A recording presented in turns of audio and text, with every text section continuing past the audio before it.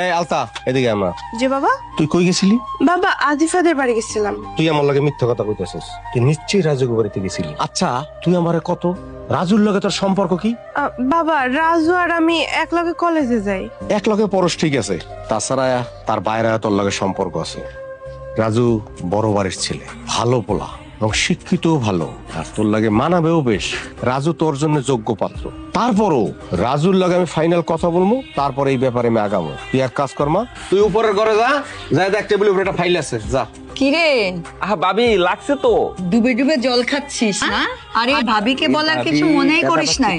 আলতা বাড়ি না আইলে তো জানতেই পারতাম না তুই তারে ভালোবাসো। ভাবি এখন যদি তোর ভাবি এই ভালোবাসা মাইনা না নেয় তাহলে তোর কি হবে? আমার লোক কি ভাবি, আমি বলার সাহস পাই না বলে তো আলতারে তোমার কাছে পাঠাইছিলাম, যাতে বিষয়টা তুমি জানতে পারো। কিন্তু মানলাম না, বুঝতে পেরেছো?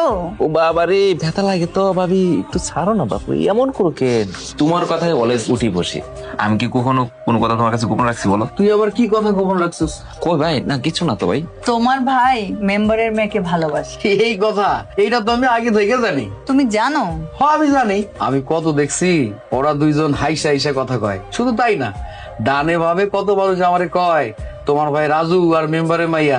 থাক এইসব কথা না কয়, আমি জানি, সব জানি। কই তুমি তো একবারও বললা না। কেন কমু?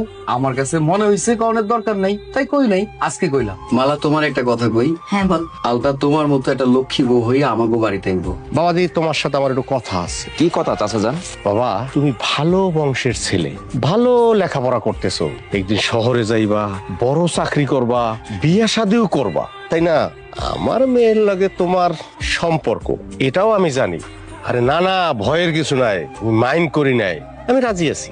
কিন্তু রাজু আমার একটা কথা আছে বাবাজি। কি কথা চাচা যান? কথাটা হইলো তোমার বাবার ঘর বাড়ি জাগা জমি সম্পত্তি যেখানে যা আছে সবকিছু তোমার নামে লেখা নিতে হইব, না হইলে তুমি আমার মাইয়া আলতারে পাইবা। এটা কি বললেন চাচা যান? আমরা দুই ভাই, বাবা তার সয় সম্পত্তি আমাদের দুই ভাইকে সমানভাবে ভাগ করে দিবে।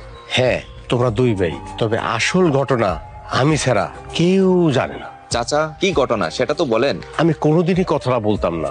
যেই জায়গায় আমার মেয়ের ভবিষ্যৎ জড়িত সেই জায়গায় আমার কথাটা বলতেই হইব, আমার বেইমানি করতেই হইব।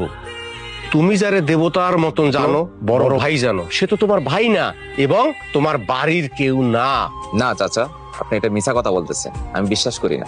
আমার কথা যদি তুমি বিশ্বাস না করো, তোমার মা বাবার কাছে যাই জিগাও, তাইলে ঘটনা জানতে পারবা। আমার মেয়ে বিয়ে দিয়া আমি ঠকতে রাজি নাই, কথাটা যেন তোমার মাথায় থাকে, মনে রাখো। চল ইউনিয়ন পরিষদে যাই।